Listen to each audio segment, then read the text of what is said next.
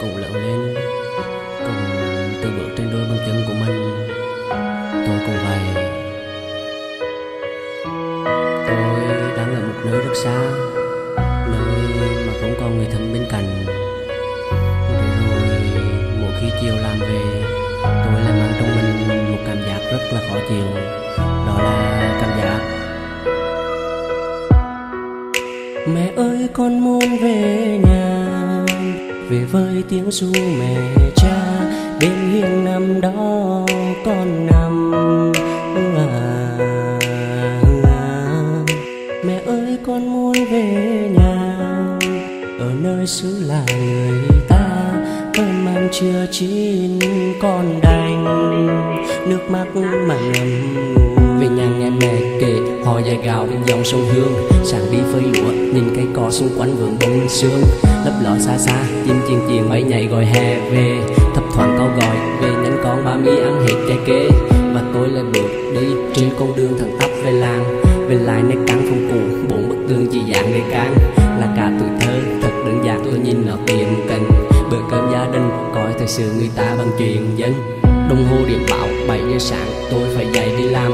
Không còn là bộ thường phục mỗi sáng tôi vẫn thường hay mang. Đầu tóc tươm tất quần áo chỉnh tề vội bước nhanh ra đường.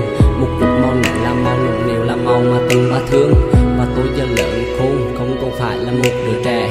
Có thương có nhớ nhưng vì ba mẹ con cái như tôi nữa sẽ luôn mỉm cười và chấp nhận học cách từ bước đi. Còn nhớ về nhà thì vẫn mỉm cười đừng có bao giờ để sau ước mi. Mẹ ơi con muốn về nhà, nhớ hạt gạo của đồng ta. Con ăn thơm ngát vô cùng.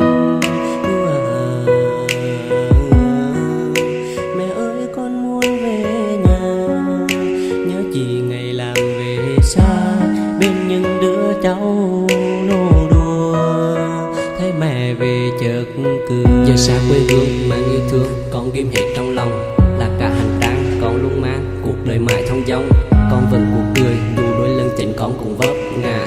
Có ba có mẹ là nguồn động lực con vượt qua tất cả. Con nhớ nhà là câu nói con vẫn thường hay mơ. Đi xa trải nghiệm con vẫn biết ba mẹ ở đây chờ. Chờ con về ăn bữa cơm ba mẹ cười giòn tan. Yêu thương bao nhiêu cho đủ cả kiếp này con vẫn còn mang. Mẹ ơi con muốn về nhà, 9 tháng 10 ngày cứu mang. Con luôn ghi nhớ trong lòng. Mẹ ơi con muốn về nhà, cùng ba thăm cánh đồng xa. Con nơi nhớ lấy quê nhà, khúc ruột thừa thiên ta. Âu di dầu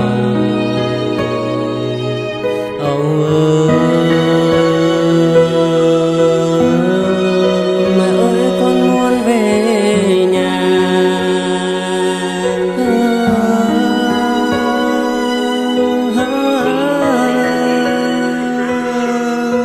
Về nhà nghe mẹ kể họ dài gạo bên dòng sông Hương. Về nhà đi cùng ba hái trái cây ở phía sông Hương.